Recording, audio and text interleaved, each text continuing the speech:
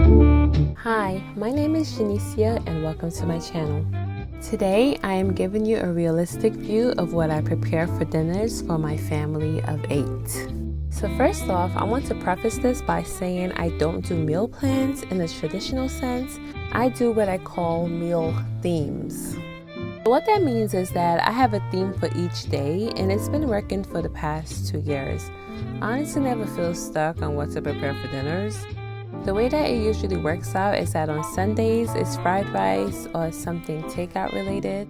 On Mondays it's meatless Mondays, so we have something without any meat. We know that it's going to be a vegetarian or vegan meal. On Tuesdays we have either tacos or we do burrito bowls or we do something more of a rice bowl. On Wednesdays it's stir fry. On Thursdays, we normally have pizza or burgers, or it's mostly really my children. They get to pick what they want to have on Thursdays. And on Fridays, I usually do something really quick. I will do something double batch of my meals. Sometimes my husband will be home and he'll help me on the grill, so sometimes we'll also grill on Fridays. So Fridays is kind of up in the air, but on most times for Sabbaths itself, I will normally do something in a crock pot, and Sabbaths is Saturday, so that's what I would do. I also like to challenge myself to make takeout meals that we love so that I can also be in control of my ingredients. In my fried rice, we are adding eggs. I love eggs in my fried rice, onions, garlic, peppers from the garden, and later I'll also add basil from my garden. I also added beef sausage. I don't usually buy this sausage because some of them are in pork casing and we do not eat pork. So reading the packaging is so important. My children wanted to buy this sausage so that they could add it to their pizza because we do not eat pepperoni. And I am using the rest of it, whatever we have, because I just use whatever we have so that it would not go to waste. I usually use my extra large cast iron pan for my fried rice. It usually works out great. Once my pan is hot, I usually add my oil and scramble my eggs. I lightly scramble my eggs. I don't make them too dry, and then I take them back out of my pan. I am going to add my onions. I like to saute my onions until they're nice and translucent. When that is finished happening, I usually add in my peppers. Or if you have anything else that's a little bit harder, it's time to add those in now. So I usually add in my peppers and my broccoli around the same time, but this time I decided to add my peppers a little bit earlier, and then now I'm going to add my broccoli.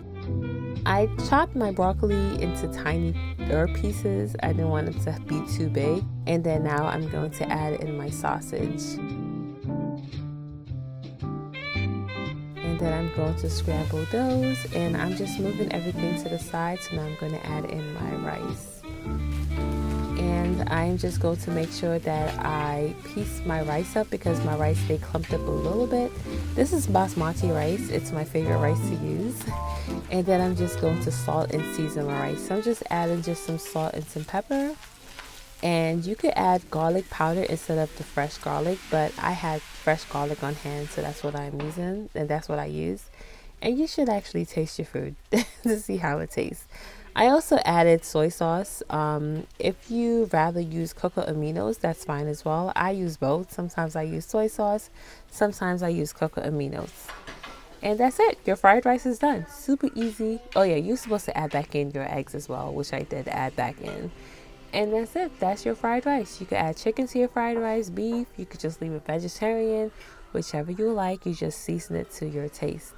Is this super authentic fried rice? I don't know, but this is just my version because I'm cooking in my house at home. So I had some leftover chicken that my husband had grilled, and I'm adding also some tomatoes from my backyard and some jalapenos to give it some spices, and some basil. The only thing that's missing is some avocado, but this was the perfect meal. Tasted really good. Monday is one of my favorite days because it's meatless Monday. I've been a vegetable lover for basically all of my life, and I'm someone that can live without meat or not eat it as much.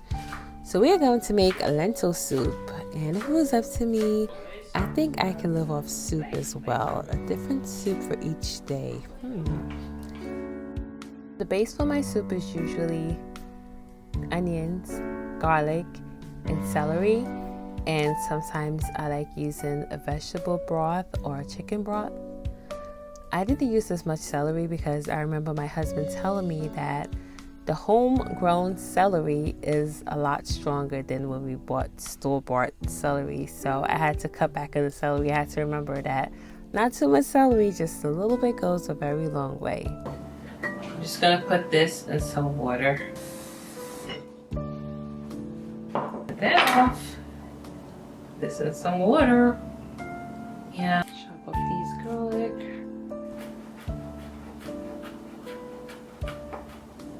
And I'll just chop it up. Okay, so our pot is nice and hot. A matter of fact, a little bit too hot. I'm gonna just pull it over here a little bit. Take it off the stove. First, I like to add my onions first.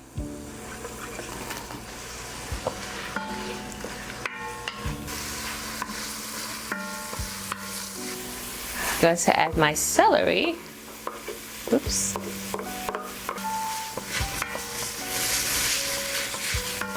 I'm going to add my lentils. 2 cups of water and 2 cups of vegetable or chicken broth, whichever you prefer. Now I'm going to also add in my Cuban oregano.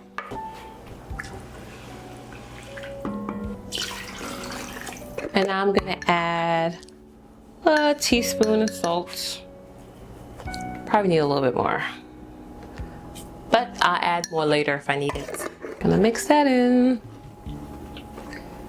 And I'm gonna use half of the pepper that I just got from outside. I took the seeds out for my children's sake.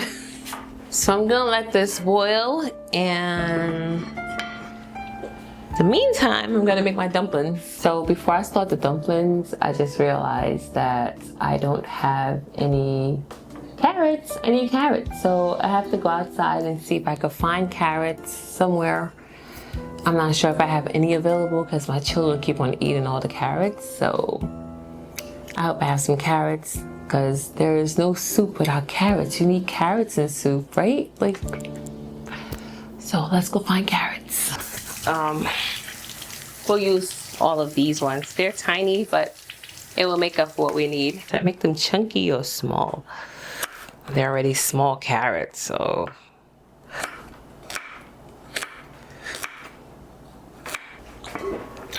Add my sad carrots.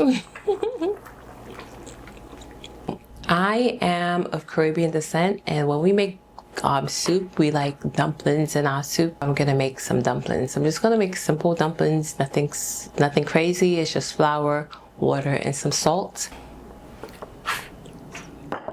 So I'm just gonna add about 1 cup of flour. I don't want a lot. Gonna add a little bit of salt, not too much, just a little bit. Mix that together. And then now I'm gonna add my water. Need it. It's just a little bit of dough. When I was younger, my grandmother used to put green banana in her dumpling and put it in the soup. Or we used to put cornmeal. We have so many different things that we used to put in to make dumpling. So it made it fun to eat. But I just make plain dumpling. I feel like mine is a little bit too sticky, so I'm gonna add a little bit more flour. Just a tag, just a tag, All right. My hands are dirty. Who cares?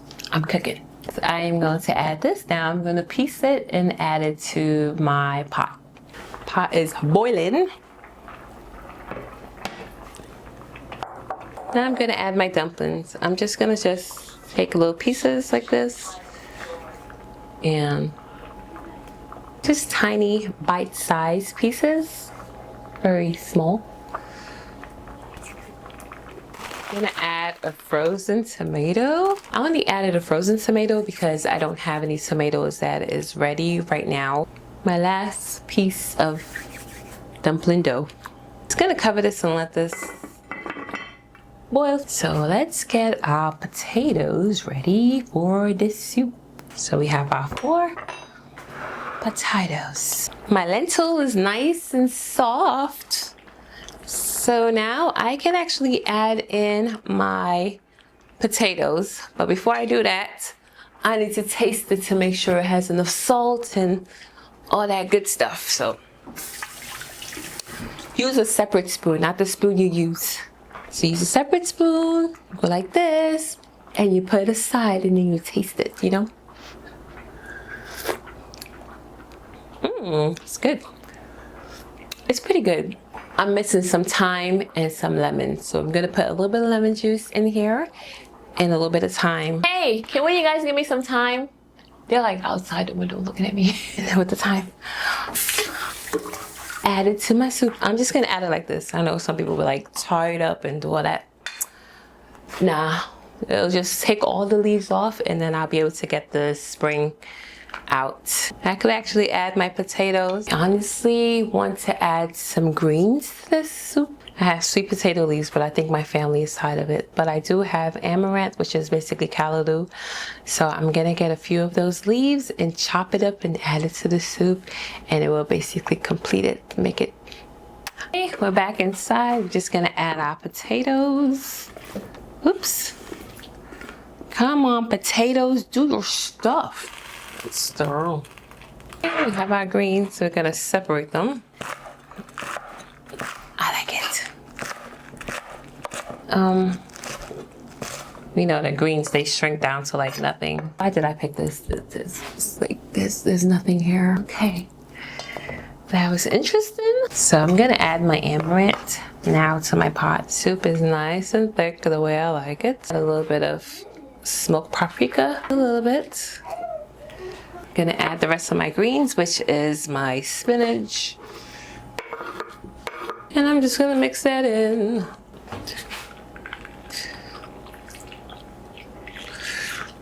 Just gonna let that cook for a little bit so the potatoes can soften, and then our soup is finished. Our soup is complete and it came out perfectly. It tasted pretty good. And I really love lentil soup because lentil is high in iron. And that's something that I need in my body. And we're just gonna eat the lentil soup with some sourdough bread that I made previously. And that's it. That's our dinner for that night. I can usually use any type of bean I want to on Tuesdays, and today's choice is black beans. The great thing about having an Instant Pot is that it makes it super easy to make beans, and especially if you are like me that you forget to soak your beans. Tuesdays are usually fun because it's either tacos or rice bowls, and I must admit that I am not always in the mood to make tortillas. And when that happens, it's rice bowl it is, and that's what it was for us this day. I chose to only make regular plain white rice this day. I like plain white rice because it's super versatile. I could freeze it and put it in my freezer for next time. Our choice of greens for today is lettuce. We have some store-bought lettuce because I have lettuce in my backyard, but it's not enough, and the other ones, they're too small to use right now. So store-bought lettuce it is. I don't have a problem buying stuff from the store sometimes, but I do really prefer when I grow my own. As you can see from my previous meals, I really like using jalapenos in my meals. There's nothing better than fresh food right off the plant. Canned jalapenos are good too, but fresh ones are even better. It's not too hot, it's good, and my older children can tolerate it. The cold is slowly creeping up on us, and I'm not ready.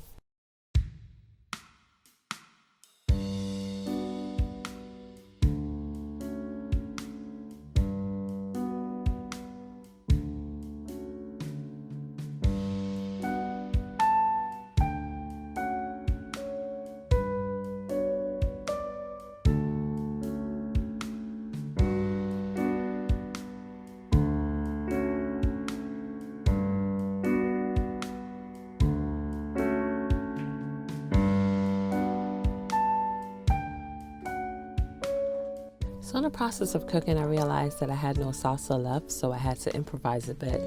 I decided to use my herbs in my yard to make a sauce. I am using parsley, garlic, cilantro, oregano, and my Cuban oregano. Also olive oil and 1 Scotch bonnet pepper. Instead of using my food processor, I decided to go manual and crush everything by hand. I am someone who believes that there will be a time we will be in an uncomfortable circumstance with no electricity, so I like to do things by hand or manually from time to time. I also believe that it's good for your brain, but these are just my opinions. I don't know if it's true or not, but we'll see. Before I make my ground beef, I like to make my seasoning first. Today I am using about 1 tablespoon of chili powder, 1 teaspoon of cumin, 1/2 teaspoon of oregano, 1 teaspoon of paprika, 1.5 teaspoon of salt. You can add your salt to taste, but that's what I usually do. I like to add in my seasoning when my beef is almost cooked all the way through, and then I stir and mix it in for a little bit, and then it's just about complete. And this is our meal for today. This meal is actually supposed to last us for 2 days. And the reason why is because the following day we have a holiday coming up and I do not cook. So this meal should last us along with some other leftovers and frozen things that we have in our freezer. And that's exactly why I preferred making just plain white rice. And that's my meal. This day I was so hungry and the meal was just so good to me. So that's it. So next day is Thursday. Today is a super simple, easy day, and we're just making pizza. So I always wanted to try fig pizza. I did not have fresh figs.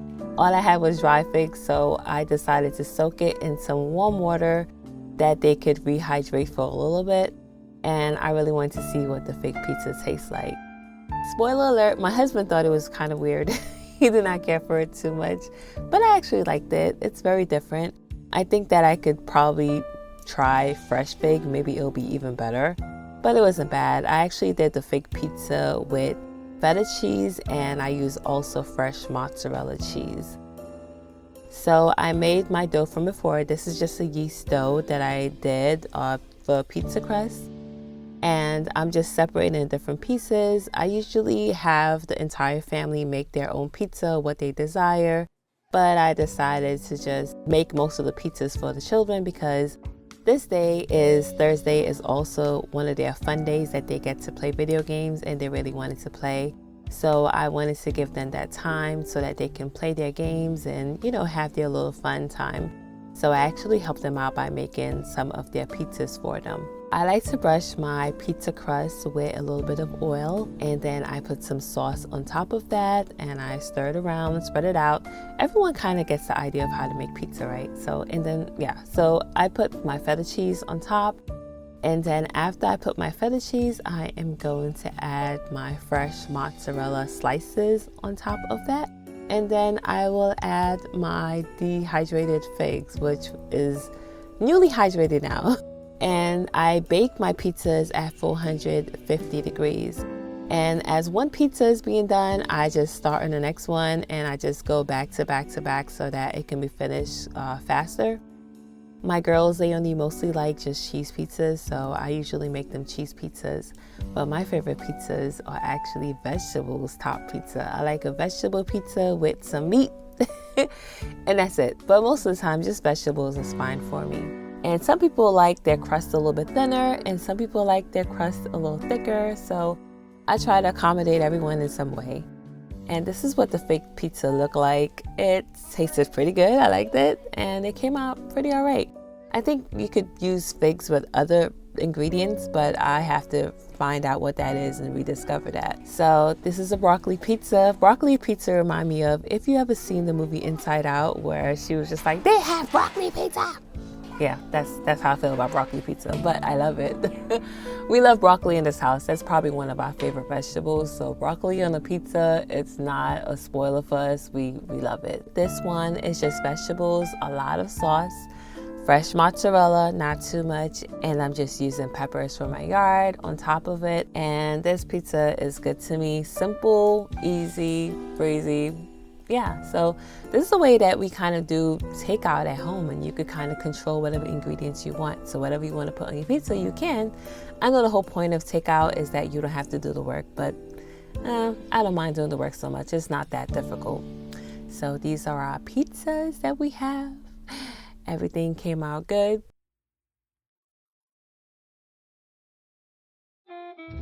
Fridays are super busy days. I usually have to make dinners for 2 days because the next day is Sabbath and we don't do any work. For Friday meals, it's usually something simple, and then for Sabbath, I normally do something in my crock pot. I need to season my meal for the next day, which is turkey neck. Turkey neck, my husband and I call it poor man's oxtail because oxtail is very expensive, and even though we prefer oxtail, we don't make it all the time. So I'm just seasoning my turkey neck to stew it in my crock pot. Next, I'm going to prepare my squash, and the squash is for today, which is Friday. And I'm just taking out all of my seeds, which I'm going to save those seeds because that squash grew pretty good in my yard. And whenever a plant does really good in my yard, I usually save the seeds. And I'm just going to cut it up in pieces because I'm just going to roast it. This is one of my favorite things. I really love roasted squash. I am oiling my big pan, my big cast iron heavy pan, and I am going to roast my squash at 400 degrees. And then I'm going to also add my Brussels sprouts on an oil pan, and I'm just going to put it in the oven. Pretty simple. I don't really season my Brussels sprouts. So now I'm going to prepare my sauce that I'm going to put on my salmon, and I'm going to use garlics here. So I'm going to just chop up my garlics as small as possible. And I am going to add honey and sriracha. I like the taste of it. I've made my own before, but it doesn't come out as thick, so I gotta perfect that. And then I'm going to mix that together, and I'm going to pour it all over my salmon, and I'm going to bake my salmon. I don't remember how long I baked it for. I normally just eye it, and then I'm like, okay, well, it's done, so I can't really tell you. And then that is our meal for Fridays. But salmon and fish is super easy to cook and pretty fast to make. So now in my crock pot, I am just adding in my onion. I am also adding some herbs in there and some peppers, some chopped peppers. And then after I add all of that, I'm adding two frozen tomatoes because I don't have regular tomatoes, and butter beans. And then I'm going to add in my seasoned turkey necks. I usually cut up my turkey neck. I cut it up myself, which is very annoying. But my store do not sell the turkey necks already cut, so I usually cut it up for myself. At the sides of that, we are going to have cabbage, which is I like it because most Caribbean restaurants that you go to, that's what you have is steamed cabbage. I did not grow up so much eating that much steamed cabbage, if I could remember. That's not something my mom usually used to make. But I do like cabbage. Now I like cabbage as an adult. I like it. So I just basically steamed it with some vegetables, some water, seasoned it to taste, and just cover it. I like my vegetables pretty simple. I'm a simple person. I do not like vegetables, especially seasoned. I think that seasoning should be left to meats, or if you're vegan and you need something a little bit more tastier, then you season it that way. But I like my vegetables to be simple vegetables, nothing too crazy, and I feel like that's what makes it perfect because you taste what the vegetable is supposed to taste like. So I did put a few bit of seasoning, but nothing crazy, just some paprika, some salt, some pepper. And this is what my turkey looks like. I'm sorry that I'm not able to show you guys every single thing because Sabbath came, and that's it. So I thank you guys so much for watching. See you next time. Bye.